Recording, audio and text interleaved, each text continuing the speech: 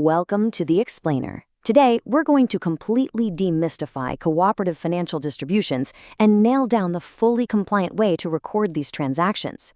If you're involved in co-op management or accounting, you already know that keeping your books perfectly aligned with regulatory standards isn't just a nice to have, it's absolutely crucial for the health and transparency of your entire organization. So today, we're zooming in on one massive piece of that puzzle, interest on share capital, or ISC. We're going to break down exactly what it is, how to calculate it, and most importantly, how to accurately get it on the books. Here's our quick mental roadmap for today. First, the basics of ISC. Second, calculating member share returns. Third, mixed distribution between cash and capital. And lastly, CDA-aligned accounting rules. Let's get to it. All right, kicking things off with Section 1, the basics of ISC. Let's establish exactly what this financial mechanism means for your cooperative. So, what exactly is it?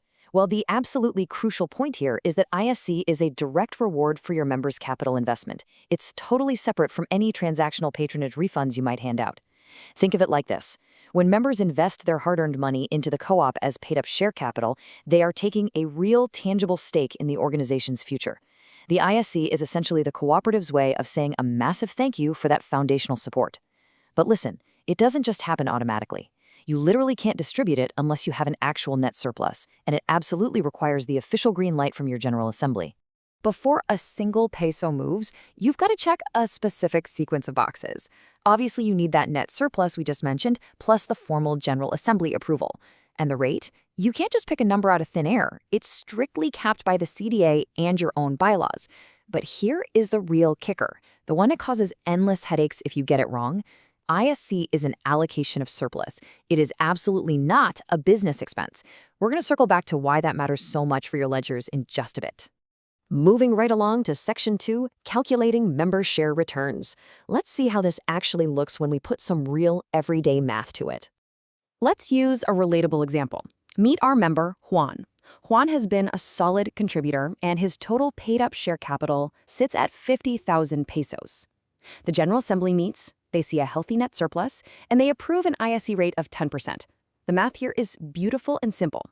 50,000 pesos times 10% perfectly translates to a 5,000 peso reward for Juan. It's just simple interest, based exactly on what he invested. Now watch how smoothly this scales across your whole membership base. Let's bring Maria and Ali into the mix. Maria gets 3,000 pesos based on her 30,000 share capital, and Ali gets 2,000 from his 20,000. When you add all that up, it creates the cooperative's total ISC liability for this group.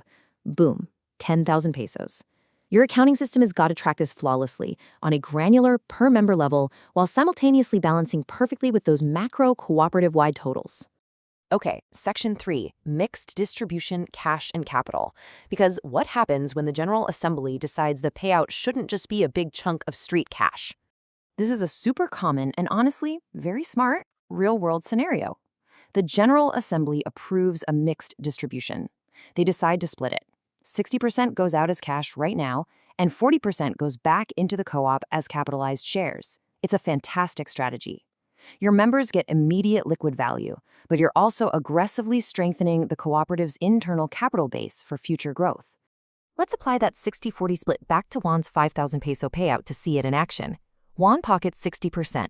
That's 3,000 pesos in cash, straight into his wallet today. The remaining 40%, which is 2,000 pesos, is capitalized. So what does that mean for Juan? It means his overall paid-up share capital just leveled up by 2,000 pesos, and he didn't even have to make a new out-of-pocket deposit. Next year, his interest is going to be calculated on an even bigger base. Finally, Section 4, CDA-aligned accounting rules. Let's shift away from the math and talk strict compliance, ensuring your books keep the auditors happy. We need to get really emphatic here because this is where a lot of novice bookkeepers drop the ball. Interest on share capital is a distribution of your net surplus, period. It belongs squarely in the equity section of your financial logic. It is absolutely, positively not an interest expense. If you record ISC as an expense, you artificially lower your net income, you completely misrepresent how well you're doing, and you fall completely out of CFDA compliance. Remember, you are distributing the pie, you are not paying an operational bill. Let's walk through the exact chronological flow for your journal entries, because getting this right is the hallmark of a pro. Step 1.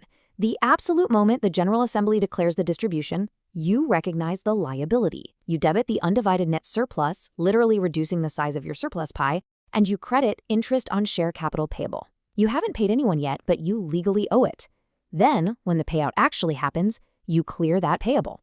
If you hand Juan his cash, like in step 2, you debit the payable to remove the liability, and you credit cash. But if you're capitalizing it, like in step 3, you debit that same payable, and instead of crediting cash, you credit share capital paid up. You've just officially increased the member's equity. So take a hard look at your own cooperative's general ledger. Ask yourself, are your books truly reflecting the brilliant mechanism of member rewards, or are you accidentally hiding expenses, artificially deflating your success, and basically inviting a huge red flag during your next CDA audit? Ensuring your ISC is calculated perfectly and journalized flawlessly is exactly how you build lasting trust with your members. Thanks for joining me on this explainer, and we'll see you next time.